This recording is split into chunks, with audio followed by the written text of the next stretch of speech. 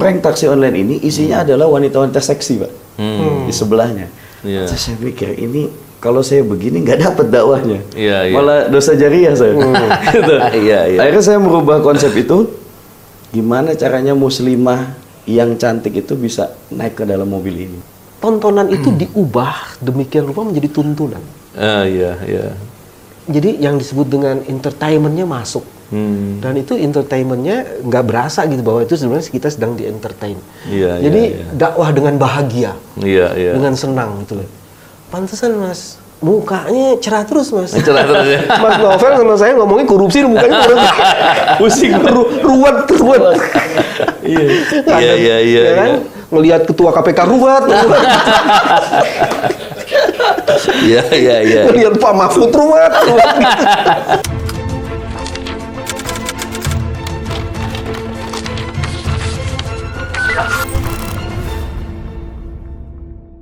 Bismillahirrahmanirrahim. Assalamualaikum warahmatullahi wabarakatuh.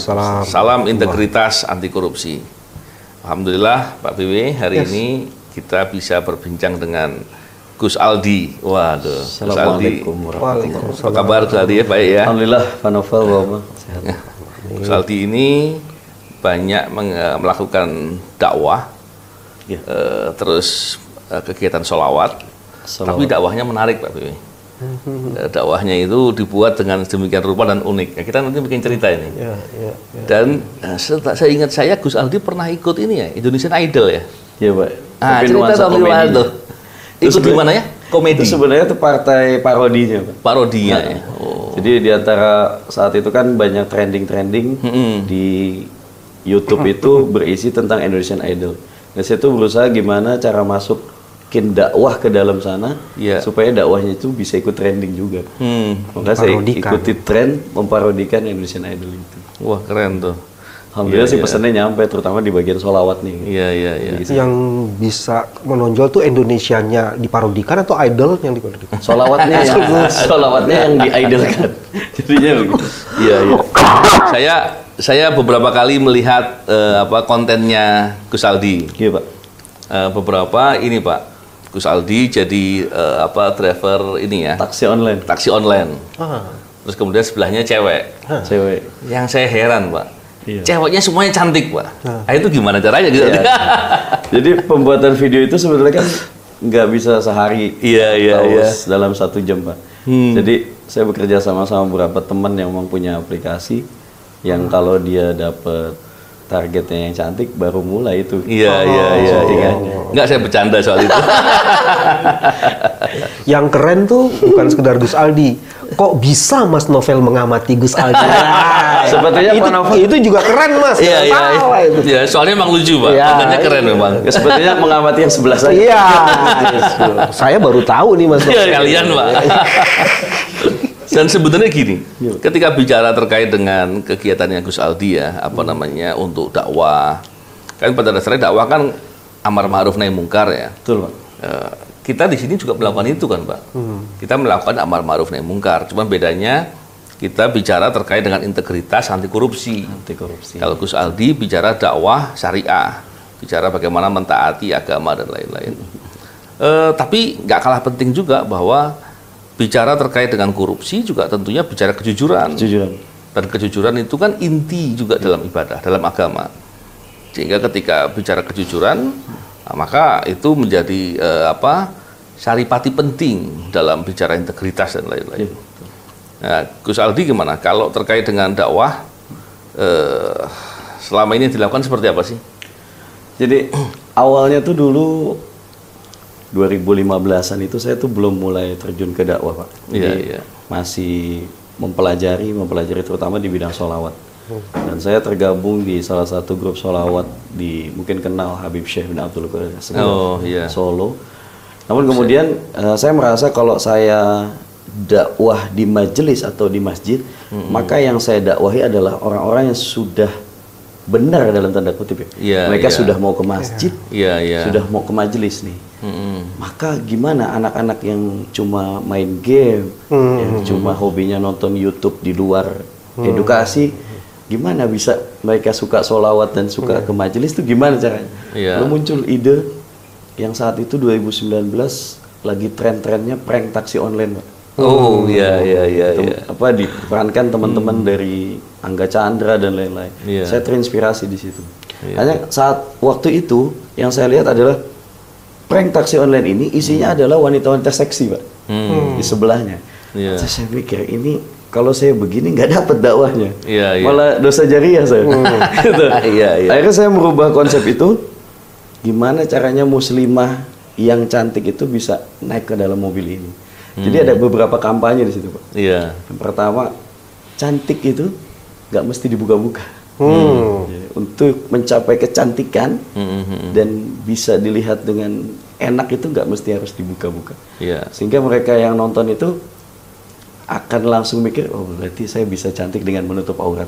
Itu yang pertama ke situ. Itu dakwah juga sudah ya. Juga. Dengan gambarnya saja ya. Dengan view-nya sudah memberikan edukasi buat teman-teman. Yang kedua, ketika saya bikin prank itu tujuannya adalah gimana saya ini bisa menavigasi teman-teman yang hanya buka YouTube nonton prank, hanya buka YouTube nonton game, dan mereka tuh terjebak dalam jalan yang benar gitu, tersesat di jalan yang benar. Gitu. Mereka masuk, tapi ternyata di dalamnya sholawatan. Keren. Wah ini komedi pasti. Begitu masuk ternyata di dalamnya saya ceramah. Di dalamnya ada ceramahnya juga ada ceramahnya juga. Ternyata di dalamnya ada sholawat. Dan sholawatnya keren loh, Pak. Sholawatnya merdu sekali. Saya kalau niru mesti suara saya bolero, Pak. Kalau Gus Aldi sholawat. Tapi nanti kita bisa minta beliau. Iya, Pak. Insyaallah, Pak. Dan gini Gus Aldi, Gus Aldi dalam kegiatan dakwah. Saya juga pesen nih ke depan bisa jadi menjadi hal yang bisa dipertimbangkan juga untuk bicara terkait dengan kepentingan bangsa, kepentingan anti korupsi dan lain-lain gitu. Itu gimana? Atau Pak Bibi beliau pengajar, namanya mahasiswa kan milenial juga kan. Nah, dia juga banyak pengalaman Pak Bibi ini. Gimana Pak Bibi? Nge-prank mahasiswa terus ya. Tapi jangan di-prank, Pak. Kok teorinya gini, prakteknya gitu Pak. Sakit kepala. Mas Novel tadi kalau saya dengar percakapan Mas Novel sama Gus Aldi ini ada yang menarik, Mas. Iya, Pak. Yang pertama, Gus Aldi itu mengubah landscape dakwah itu tidak di masjid. Semesta alam ini adalah ruang dakwah.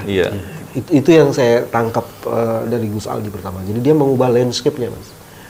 Terus yang kedua, dakwah itu bukan berarti ngomongin sorga neraka.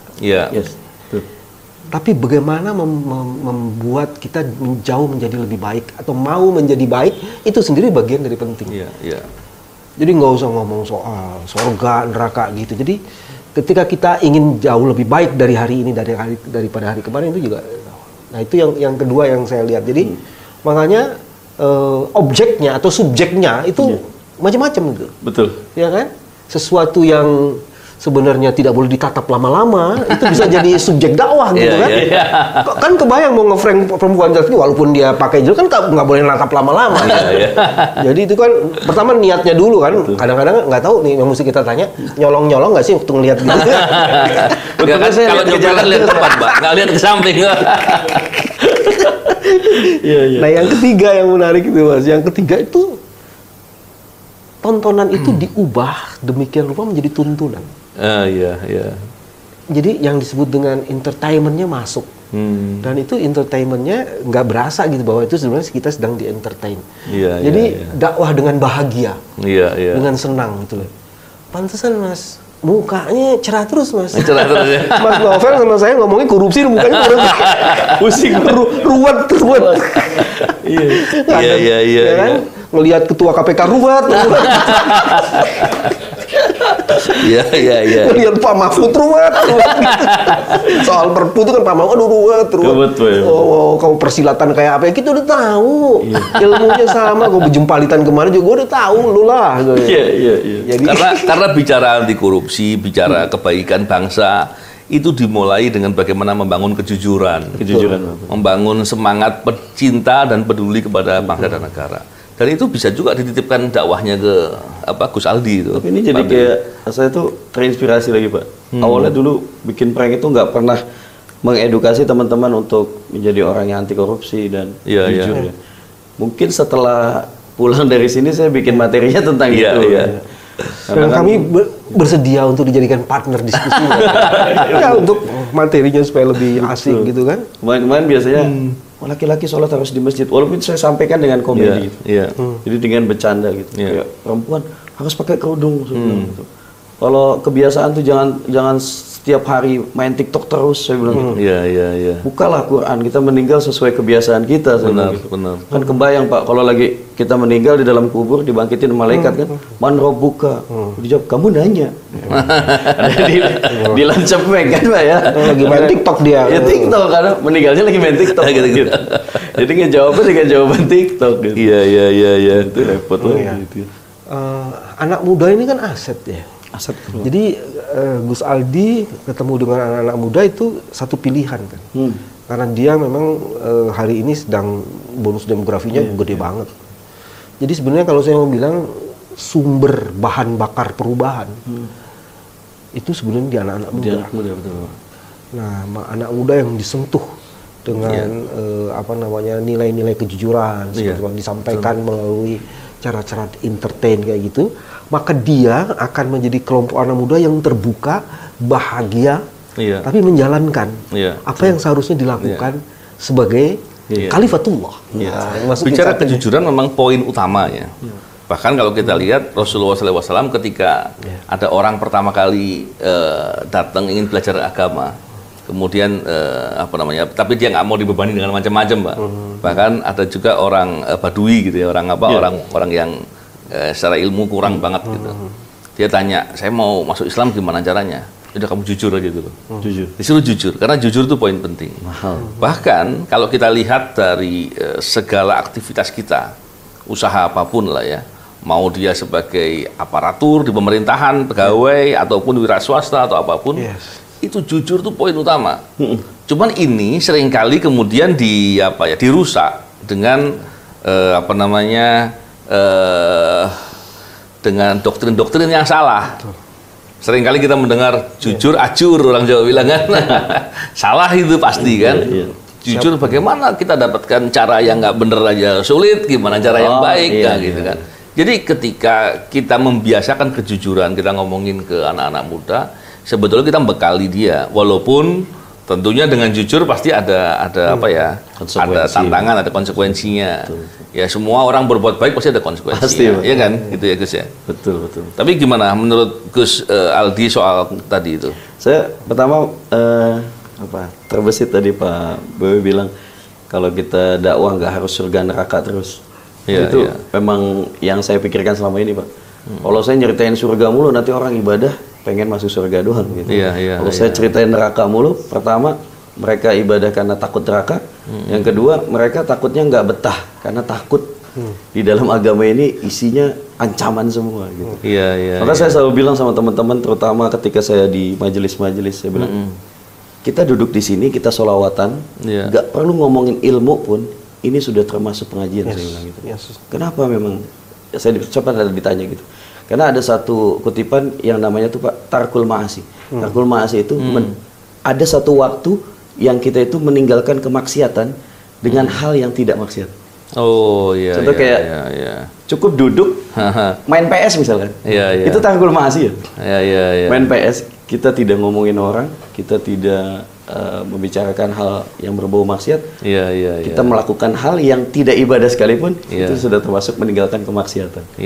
Dan level terbawahnya orang yang sedang bertobat adalah meninggalkan maksiat itu. Saya senang banget pada teman-teman yang mereka duduk tanpa beban dan ikut sholawatan bareng. Selain itu begini Pak BW, masalah kepedulian kepada orang lain. Seringkali kita melihat atau banyak orang ya yang kita perhatikan itu memikirkan diri sendiri. Kemudian dia pikir begini, gimana saya memikirkan orang lain? Diri saya juga belum beres, diri saya juga kerja sulit kan, dan lain-lain. Padahal memikirkan orang lain itu membuka jalan, Allah akan memikirkan kita. Betul nggak Gus? Kalau saya pikir gini Pak, betul. Jadi gimana ya? Saya tuh tipe orang yang nggak percaya, Pak. Saya ini bisa selamat dunia akhirat dengan ibadah saya. Saya nggak pede dan saya nggak yakin sama sekali. Dosa saya banyak, ibadah saya dikit. Itu pun kalau diterima, Pak. Belum lagi mungkin ada orang yang sakit hati pada saya dan lain-lain. Maka dakwah ini saya buat gimana saya bisa dapat pahala jariah sebanyak-banyaknya yang bisa nyelamatin pahala jariah ya poinnya, luar biasa itu. Dan itu kan berhubungan tadi, Pak. Saya mikirin orang banyak. Ini banyak orang-orang yang masih belum tahu sholawat, belum tahu nikmatnya dia kenal sama Rasulullah.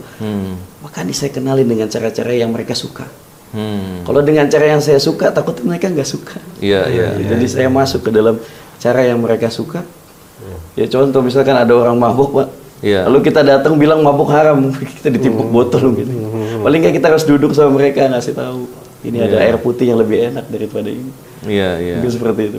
Pedulian itu diawali. Strategi komunikasinya memang bukan memberi apa yang gua punya, cuman menempatkan kita dalam posisi dia gitu ya. Gitu. Nah, ini ada 3 hal nih Gus yang mencoba mungkin menjadi sesuatu ya. Tadi kan anak muda, Mas Novel udah bilang, terus sudah bilang ada value kan, ada nilai-nilai. Salah satunya nilai kejujuran. Terus udah gitu Mas Novel tambahin lagi nilai solidaritas. Solidaritasnya itu. Dan dalam Islam itu kan jelas ya. Seorang Muslim adalah saudara bagi Muslim lainnya. Betul. Jadi ngomong solidaritas itu menjadi sesuatu. Betul. Dan kalau dalam sejarah pergerakan ternyata itu juga menarik Mas Novel kalau dilihat. Kebayang nggak anak-anak muda yang mengorbankan dirinya itu justru kalau pakai tarik aja di 17 Agustus 1945, kalau saja 9 anak muda tidak membawa pemimpin pada saat itu kerangas dengklok untuk memaksa, nggak ada cerita Indonesia merdeka. Nggak ada proklamasi, Pak ya? Nggak ada proklamasi. Udah di depan mata aja masih nggak berani. Nggak berani, betul. Tapi yang saya ngomong tuh di situ anak muda dan dia yang ngomong solidaritas itu, dia berkorban, sacrifice itu, berkorban untuk sesuatu yang dahsyat gitu. Nah sekarang ini kita kayaknya kehilangan itu gitu loh. Jadi frasa kata yang diajukan Rasulullah menjadi menarik, solidaritas. Ada lagi situasi yang menarik dalam konteks ini, Mas. Hari ini, Gus, yang namanya ketimpangan sosial di Republik ini kita nggak pantas ngomong respublika itu nggak pantas. Karena ketimpangannya luar biasa. Betul. Dan itu bisa diatasi kalau kemudian solidaritas sosial itu terbangun. Jadi itu kata kunci. Saya mau memberikan legitimasi itu aja. Satu itu. Terus kedua kan gini, kalau berkomunikasi itu kan bukan hanya strategi. Tone suara. Itu juga vocab tone suara gitu kan. Soal kori gimana nih soal kori? Tapi bukan kori yang disawer kan? Ada lagi itu. Baru viral nih. Ya, sebetulnya pembawaan sholawat itu saya selalu berpegang teguh. Makhraja minal qalb sadafal qalb. Apa yang keluar dari hati maka akan sampai kepada hati para pendengar.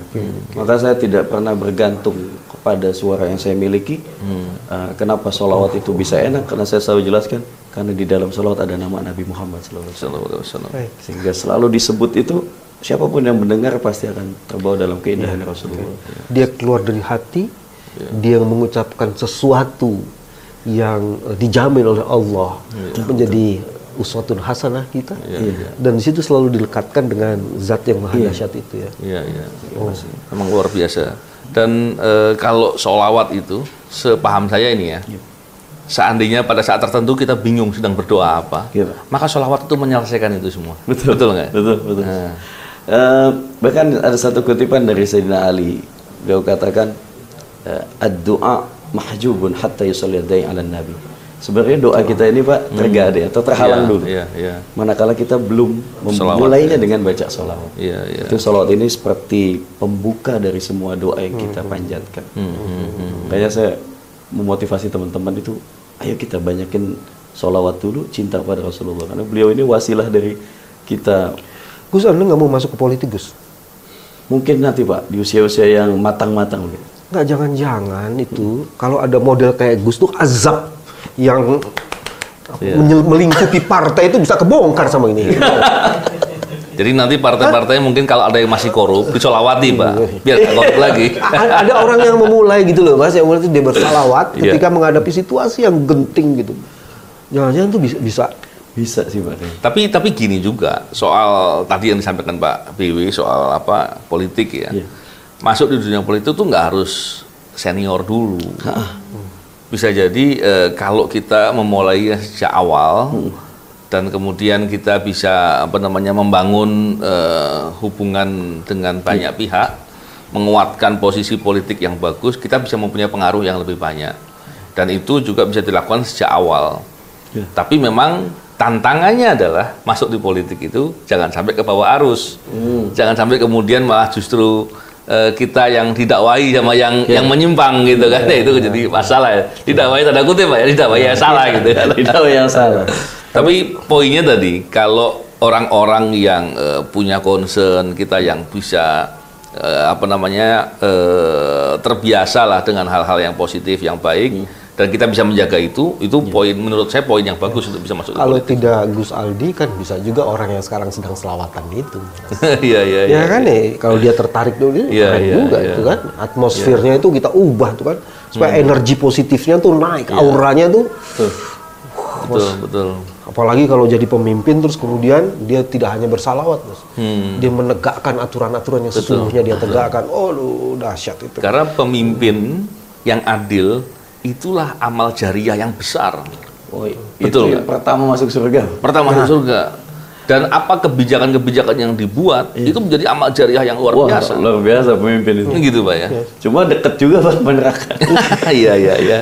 Imam adil tuh kalau mafhum mukhalafahnya dia bisa jadi juga yang nggak selamat pertama kali gitu. Iya. Nah sekarang kalau kita lihat ini Gus, ini kan ada kalau ngelihat konfigurasi masyarakat ya, demografis itu kan ada emak-emak juga paling banyak tuh. Iya. Anak muda, setelah anak muda emak-emak tuh banyak. Perempuan jauh lebih banyak daripada laki-laki. Betul. Itu sama kayak handphone jauh lebih banyak daripada jumlah penduduk. Hari ini ya. Tapi saya nggak mengatakan bahwa emak-emak sama dengan kayak handphone, bukan itu. Cuman saya mengatakan emak-emak jauh lebih banyak. Nah, pertanyaan saya, kenapa emak-emak nggak masuk di situ? Kan namanya, tadi apa namanya? Majelis Sholawat. Majelis Sholawat ya. Audionya banyak emak-emak. Ada juga Pak? Banyak Pak. Wah, ini beda nih. Ini banyak, ini ada. Ini beda itu. Yang betul banyak atau ada sih sebenarnya? Kalau di media, di YouTube, saya selama ini belum melibatkan mama. Belum. Tapi mungkin kedepannya akan melibatkan. Kenapa saya ngomong gitu Mas? Karena ini majelis kan? Iya. Mak majelis gitu kan? Kalau yang itu kan Mbak Jelis. Mbak Jelis. Neng Jelis gitu kan? Iya juga ya Pak. Mak, jadi mestinya emak-emak banyak kan? Iya. Tapi kalau di panggung alhamdulillah dipadatinya sama kamu ibu. Kenapa kakak? Logiknya gini Gus. Usul. Kalau emaknya sudah bermunajat dengan majelis kayak begitu, kan paling enggak itu anaknya, tertular, cucunya. Iya sih. Iya. Jadi sekali ketok cep itu kayak ini kayak gitu tuh bisa skema Ponzi tuh. Jadi kena semuanya itu, anaknya, cucunya, anak mantunya, semuanya bisa gitu. Ternak hidayah ya Pak. Sekaligus gini, bisa menjawab terkait dengan tadi, bagaimana orang yang selalu membuat persepsi yang buruk soal kejujuran, bahwa jujur itu dianggapnya suatu menakutkan dan berbahaya bahkan. Ini kan bisa digerus diperbaiki dengan penjelasan dalam dakwah. Saya mau ngomong nih Mas, yang ini saya kayak ingat gini. Selama ini kita menyatakan bahwa rezeki itu dikecilin menjadi gaji. Terus sebenarnya ada kesalahan mindset. Terus yang kedua itu adalah gini, kejujuran itu mata uang Mas. Dia mata uang yang tak lekang oleh zaman. Dia laku sejak zaman Nabi Adam sampai nanti. Saya suka kasih metafor gini Gus. Seorang koruptor besar yang ngerampok uang negara, kalau dia punya auditor, dia nggak mau auditornya tuh auditor korup. Dia pasti cari auditor yang jujur. Padahal itu uang hasil rampokan. Iya benar. Dia nggak mau dirampok lagi. Nggak mau dirampok lagi. Jadi itu dia mata uang yang laku di semua jalan, tak lekang oleh zaman. Jadi once orang punya kejujuran, dia akan rezeki itu akan mencari orang-orang yang jujur itu. Iya. Cuman mindset rezekinya harus diubah. Ini bukan soal cuan saja gitu. Iya, betul. Nikmat sehat itu juga bagian dari rezeki. Nikmat punya orang tua yang keren, mantap gitu juga. Punya istri yang soleha gitu kan. Betul. Tapi memang gini Pak Bibi, masalah itu belakangan ini kalau kita lihat di media sosial ya, itu banyak orang pamer cara hidup yang hedon, bermewah-mewahan, dari sultan. Nah, jadi seolah-olah itu adalah tingkat kesuksesan. Padahal ketika orang kemudian terjebak dalam pola hidup yang hedon, maka dia akan sulit ketika hidup dengan normal gitu. Hidup dengan normal maksudnya hidup dengan cara-cara yang halal, tidak curang, tidak korup dan lain-lain. Bisa jadi memang sebetulnya kalau rezekinya, pasti kan semua rezeki sudah diatur, Allah sudah tetapkan. Dan rezeki itu pasti cukup. Masalahnya kalau hedon tak akan pernah cukup gitu kan Pak Bibi. Nah, ketika kemudian bicara terkait dengan hedon, terus kemudian disuruh jujur jadi sulit. Susah. Pola hidupnya sudah. Jadi artinya kata kuncinya memang mengajak teman-teman itu salah satunya adalah mengubah pola hidup ya Mas ya. Iya. Pola hidup. Betul. Saya sih mau pesan gini aja sih Mas. Jadi sultan itu boleh. Nggak boleh, bukan tidak boleh. Cuman di tengah keterbatasanmu, kamu masih bisa menjadi kampiun membantu orang-orang sekelilingmu. Itu baru jauh lebih dahsyat dari seorang sultan. Karena dia memberi di tengah keterbatasannya, itu kan yang paling keren. Kalau dia memberi karena dia punya, itu biasa. Tapi memberi di tengah keterbatasan, that is the amazing. Luar biasa. Saya bilang sama teman-teman, sedekahnya saya 5.000 ke fakir miskin sama sedekahnya teman-teman yang narik beca itu pahalanya jauh beda. Iya, betul. Mereka dalam keterbatasan, saya dalam keluasan gitu. Ini jelas beda saya bilang. Iya. Nilai. Memang luar biasa ini kita bincang-bincang hari ini. Semoga ini bisa dipahami sebagai ada kesamaan dan kemudian menjadi kolaborasi. Amin. Karena semua orang yang punya peluang, punya kesempatan untuk membuat pengaruh, itu kita perlu dorong untuk sama-sama berupaya membuat pengaruh untuk kebaikan buat anak muda, kepentingan bangsa dan negara. Jadi memang kalau saya lihat kan dari Pak Novel, Pak BW ini kan jatuhnya di lebih banyak di nahi mungkar ya Pak ya? Iya. Ini kalau saya amar ma'ruf. Aku dosen. Penegak hukumnya dia. Saya nahi mungkar kemarin ketika masih di penindakan. Sekarang bagian pencegahan saya. Betul. Amar ma'ruf juga Pak. Tapi jujur Pak, banyak ulama yang bilang lebih mudah amar ma'ruf daripada nahi mungkar. Oh gitu ya. Kalau amar ma'ruf kita rajin tahajud mudah, rajin sholat di masjid mungkin mudah. Tapi kalau kita meninggalkan kebiasaan buruk itu susah banget. Iya. Nahi mungkar dimusuhi ya. Iya, bahkan banyak musuhnya gitu. Jadi memang betul ulama bilang menghindari kemaksiatan itu lebih susah daripada mengajarkan kebaikan gitu. Iya. Dan poin tadi yang ingin saya sampaikan itu Pak Bibi, saya perlu belajar bagaimana cara menyampaikan dengan lebih menarik seperti Gus Aldi. Satu, bagaimana nge-frank perempuan-perempuan muslimah itu. Itu step berikutnya Pak. Step pertama tadi ngobrol dulu. Dan memang penting untuk menarik perhatian orang untuk paham. Karena kita ingin mempengaruhi orang, tentunya kita harus bisa membuat perhatian dulu. Dan setelah itu, kalau kita bisa mengajak orang untuk semakin banyak lagi berbuat baik, ikut dalam kepedulian pada kepentingan orang lain, kepentingan masyarakat, bangsa dan negara, itu pasti akan jauh lebih baik. Jadi itu Gus Aldi, saya terima kasih banyak kesempatannya kita ngobrol. Sama ngajarin nge-franknya itu loh Mas. Oh iya. Salawat. Jadi yang mana dulu nih Pak? Salawat dulu atau? Salawat dulu lah, jangan prank dulu. Sebagai penutup Gus Aldi, saya ingin mendengar mungkin potongan lah. Kalau sampai selesai kan panjang ya. Panjang tuh. Potongan salawatnya Gus Aldi. Salawat, saya minum dulu berarti. Boleh. Saya juga nih sudah mulai batuk-batuk. Ini waktu karena sakit juga.